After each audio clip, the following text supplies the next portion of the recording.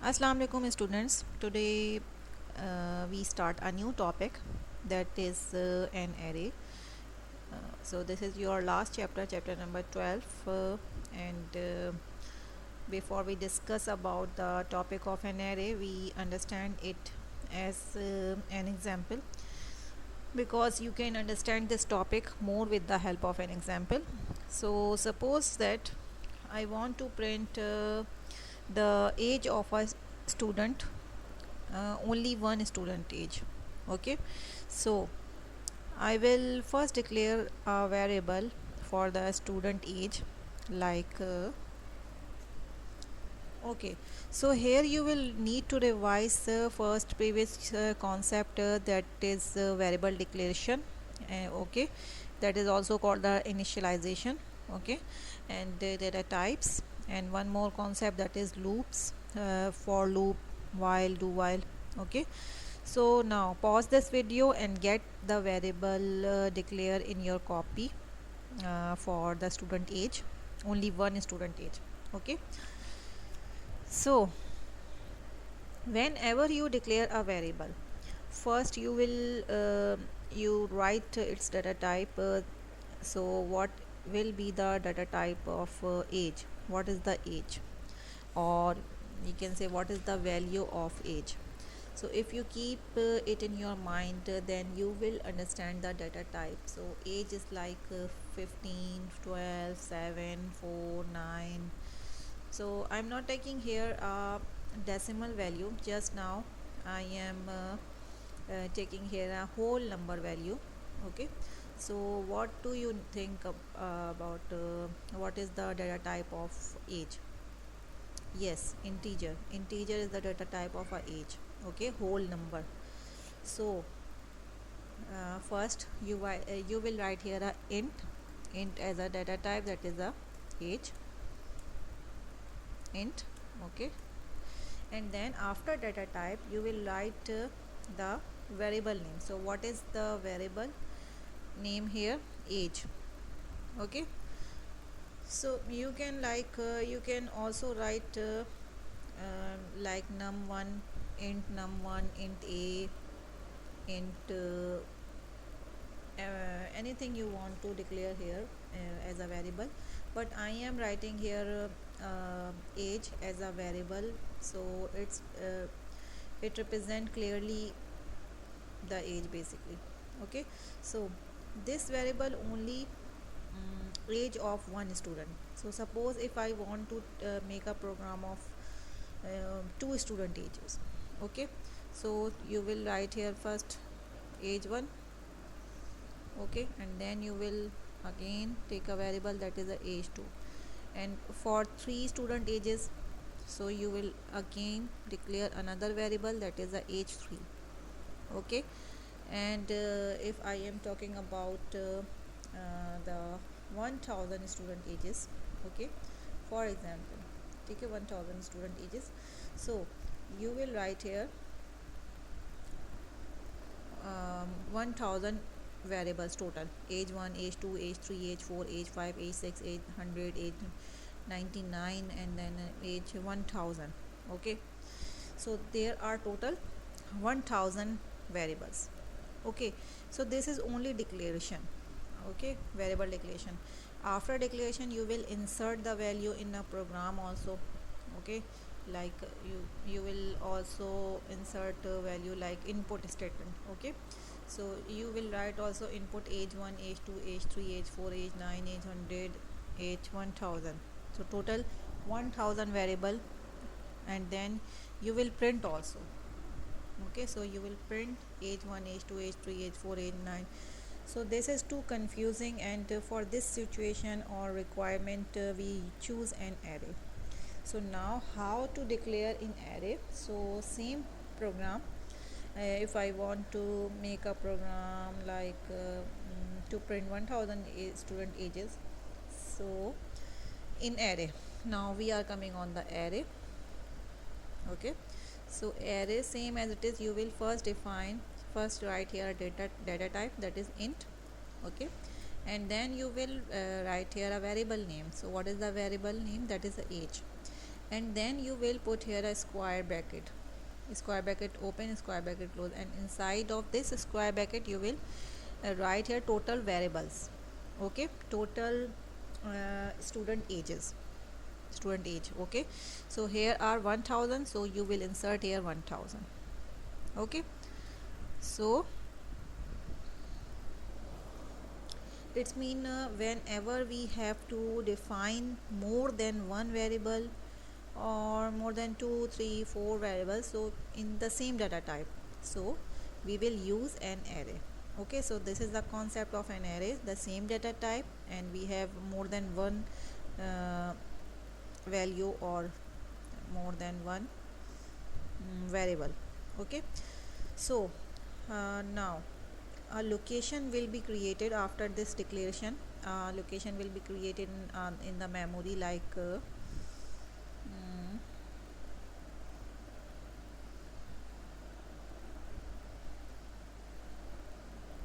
okay, this. So for example, suppose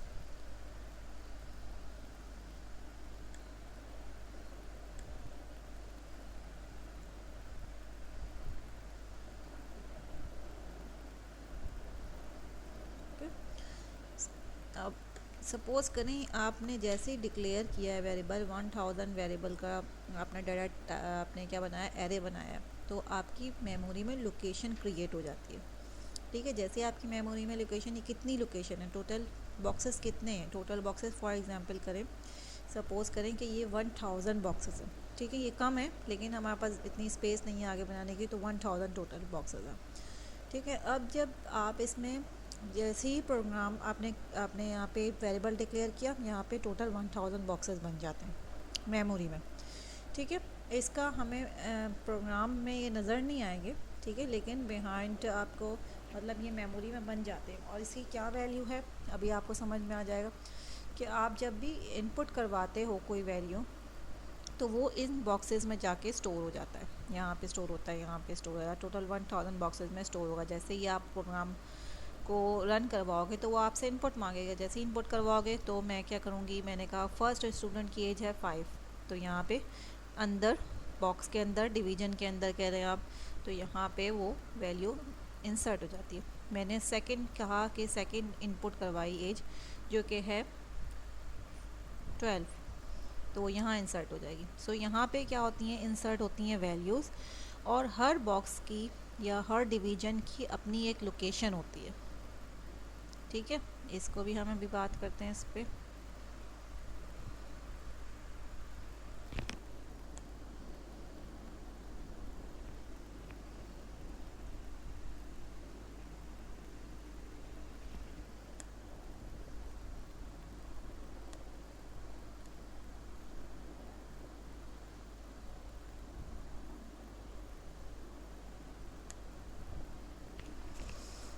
okay, so her box की इस पूरी location का, इस पूरी जो हमारा ये बना है डिवीज़न बॉक्स है, इसका नाम है एज का एरे।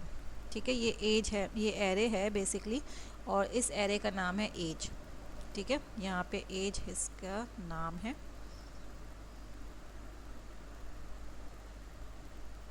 ठीक है, इस एरे का नाम एज है, और इसके अंदर वैल्यूज़ स्टोर होंगी। ये टोटल कितने बॉक्स हैं, टोटल डिवीज़न हमारे पास है 1000, और हर बॉक्स का अपनी एक लोकेशन नंबर है। और ये लोकेशन हम नहीं बनाते, बल्कि ये 0 से स्टार्ट हुई हुई होती है। 0 से स्टार्ट होती है तो सेकंड 1 होगी, इस तरीके से थर्ड जो है वो 2 होगी, 4 जो है वो थर्ड होगी, 3 होगी, ओके, फोर्थ जो है फिफ्थ जो है वो 4 होगी। ठीक है, इसी तरीके से चलती जाएगी, एक एक नंबर कम होता। मतलब अगर फॉर एग्जांपल बात करें हम कि ये फर्स्ट पोजीशन है, ये सेकंड पोजीशन है, ये थर्ड है, 4 है, फिफ्थ है, सिक्स्थ है, तो 6 की अगर मैं बात करूँ, 6 पोजीशन का क्या एड्रेस है या क्या लोकेशन नंबर है, तो उसका लोकेशन नंबर है 5, एक नंबर कम। ठीक है, इस तरह इसको याद रखेंगे, क्योंकि जब हमें इनपुट करवाना होगा तो हम इसी एड्रेस से करवाएंगे या इसी लोकेशन से करवाएंगे। इसको हम कहते हैं इंडेक्स नंबर। ठीक है, इसको हम कहते हैं इंडेक्स नंबर कहते हैं। ठीक है, जैसे कि आप लोग अपने घर में हैं, मैं अपने घर पे हूँ, तो हम लोगों के अपने घर का अपना एड्रेस होता है, तो सेम एड्रेस इस बॉक्स का भी एक अपना एड्रेस है जो कि 0 से स्टार्ट होता है। जब ये 0 से स्टार्ट होगा तो लास्ट बॉक्स का क्या नंबर होगा, लास्ट बॉक्स हमारा कौन सा पोजीशन है, 1000। फॉर एग्जांपल ये 1000 पोजीशन है, ठीक है। तो इसका एड्रेस क्या होगा, इसका एड्रेस होगा 1000, नो 1000 नहीं होगा, इसका होगा 999, ठीक है। सो ये हो गया हमारा, ठीक है। सो हमें इसमें क्या समझ में आया कि हम जैसे ही हम डिक्लेयर करवाते हैं वेरिएबल, एक मेमोरी में लोकेशन क्रिएट होती है, ठीक है। इस बॉक्सेस क्रिएट हो जाते हैं और वो टोटल 1000 होंगे। Number of size of the array इस पे डिपेंड करेंगे, यानी जितने आप यहाँ पे साइज़ लिखोगे वो यहाँ पे क्रिएट कर देगा। जैसे ही क्रिएट करेगा तो इसकी हर की एक लोकेशन होती है, इसको हम इंडेक्स नंबर कहते हैं। हम इंडेक्स नंबर से ही नेक्स्ट टाइम कॉल करेंगे इसको, ठीक है। तो ये इंडेक्स नंबर होते हैं 0 1 2 3 4 5 6 7 8 9 9 9, ये क्या है, हमारा इंडेक्स नंबर है, ठीक है। एरे का नाम क्या है, एरे का नाम है एज, अंदर वैल्यूज़ स्टोर होती हैं, ये इंडेक्स नंबर होता है। अब फॉर एग्जांपल अगर मुझे फॉर एग्जांपल इनपुट करवाना है, इनपुट मुझे कहाँ करवाना है, मुझे करवाना है इनपुट यहाँ, ये है 6 पोजीशन पे करवाना है, ठीक है। टोटल 1 2 3 4 5 6 पोजीशन पे मुझे यहाँ वैल्यू इंसर्ट करवानी है, किसी स्टूडेंट की एज इंसर्ट करवानी है 6 पोजीशन पे, ठीक है। तो इनपुट किस तरह करवाते हैं ये भी हम ज़रा रिवाइज कर लें। फर्स्ट क्या करते हैं, आप लिखते हो यहाँ पे इनपुट की स्टेटमेंट सूडो कोड में, ठीक है। And then you will write here a variable name that is the age, ठीक है। अब in array you will write square bracket again, put the square bracket here, and then inside of this square bracket you will write here a index number. So what is the index number of position number 6?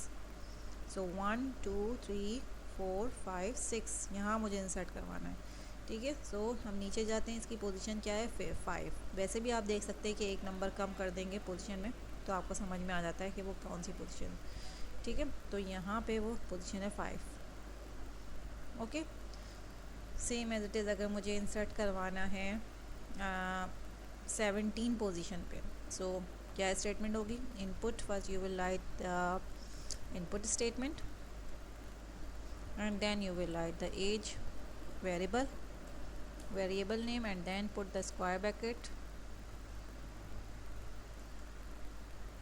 okay, and inside of this square bracket you will write here index number. So index number is 17 position पे करवाना है, so you will write here 16, ठीक है। एक number कम position हो जाती है। सो अभी तो ये इनपुट स्टेटमेंट हमने सिंपल से सीखी है, ठीक है। सो हमें एक्चुअली में ये काम होगा लूप में। जब हमारा एरे आता है तो जब भी आपको कोई कैलकुलेशन करवानी हो या आपको कोई इंसर्ट करवानी हो वैल्यू, इनपुट करवानी हो वैल्यू या कोई प्रिंट करवानी हो वैल्यू, तो आप उसको एरे में, उसको लूप में लेके चलते हैं, ठीक है। वो हम नेक्स्ट क्लास में देखेंगे, ठीक है। सो आई थिंक आपको अच्छे से समझ में आ गया होगा ये एरे का कॉन्सेप्ट। एरे का कॉन्सेप्ट बेसिकली क्या है, सेम डाटा टाइप में बहुत सारे वैल्यूज़ आप स्टोर करवा सकते हो, प्रिंट करवा सकते हो, ठीक है। जब भी आपको बहुत सारे वेरिएबल्स काउंट करने होते हैं, बहुत सारी मतलब स्टोर करवानी है, बहुत सारे वैल्यू हो गई, लेकिन सेम डाटा टाइप में चाहिए। अगर आप कोई नंबर्स ले रहे हो तो वो नंबर सिर्फ इंटीजर में होंगे, या फिर अगर आप पॉइंट्स ले रहे हो तो वो पॉइंट्स में ही हो, बीच में कोई इंटीजर ना आए, ठीक है। बीच में कोई सॉलिड नंबर या होल नंबर ना आए, ठीक है। होल नंबर वैल्यू नहीं आएगी तो फिर आप करवा सकते हो। यानी तो अगर टोटल फ्लोटिंग पॉइंट ले रहे हो, यानी 0.5 5.6 6.5, तो वो टोटल आपका floating integer, floating data type चल रही होगी, ठीक है। सो वो क्या हो जाएगा, वो आपका हो जाएगा डेसिमल वाला, और उसका डाटा टाइप क्या होती है, फ्लोट, ठीक है। ये भी हम पढ़ चुके हैं लेकिन हम इसको और देखेंगे अभी। और तो यहाँ पे हमारे पास इंट हो गया, जैसे हमारे पास नंबर सारे होल नंबर थे तो हमने यहाँ इंट लिया था, सेम डाटा टाइप थी। सेम डाटा टाइप में आपको बहुत सारे वैल्यू इंसर्ट करवानी हो, सो आप क्या यूज़ करते हो इसके लिए, एरे, ठीक है। आई थिंक आपको समझ में अच्छे से आ गया होगा ये। और जब भी आपको इंडेक्स के साथ करवाना होता है, यानी स्पेसिफिक पोजीशन पे करवानी होती है कोई चीज़ इंसर्ट, ठीक है, तब आप क्या करते हो, आप इसको यहाँ पे